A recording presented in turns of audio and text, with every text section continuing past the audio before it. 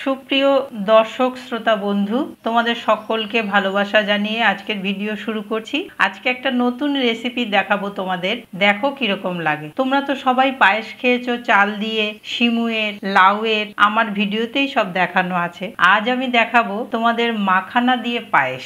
মাখানা খুবই একটা উপকারী খাবারের জিনিস। এটা হচ্ছে পদ্মের বীজ, এটা খুবই উপকারী স্বাস্থ্যের পক্ষে।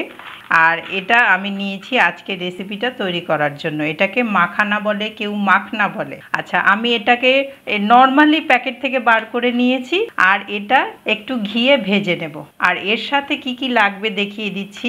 এর সাথে সামান্য উষ্ণ গরম করে নিয়েছি একটু দুধ, আর তাতে আমি একটু কেশর ভিজিয়ে দেব। কেশরটা ভিজিয়ে একটু নাড়িয়ে রাখছি। এবার এটা এক সাইডে রেখে দিচ্ছি।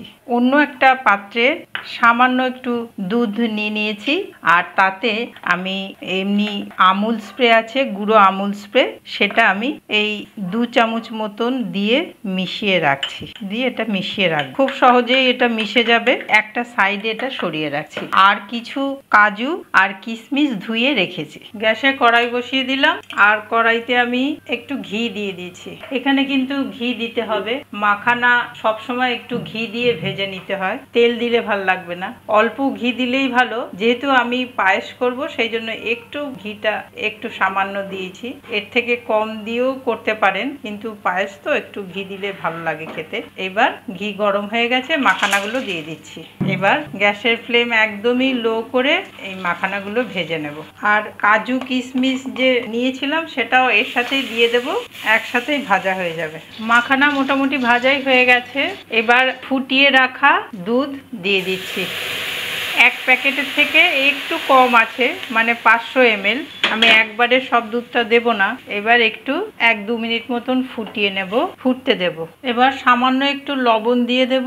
পায়েসে একটু লবণ দিলে কেটে যাওয়ার ভয় থাকে না।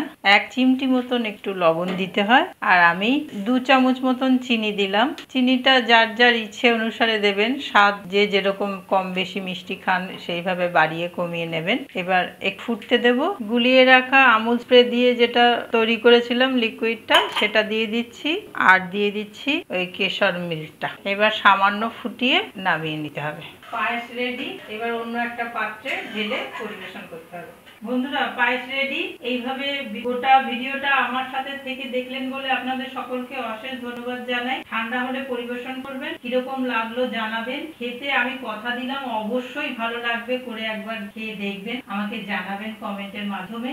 আর আজকের মতন আসি তাহলে। নতুন বন্ধু যারা সাবস্ক্রাইব করেননি, সাবস্ক্রাইব করে পাশে থাকবেন। পুরনো বন্ধু তোমরা তো সবাই সাবস্ক্রাইব করে পাশে আছোই। আর লাইক আর কমেন্টের মাধ্যমে জানিও কিরকম লাগলো। দেখা হচ্ছে পরের ভিডিওতে। আজকের মতন টাটা।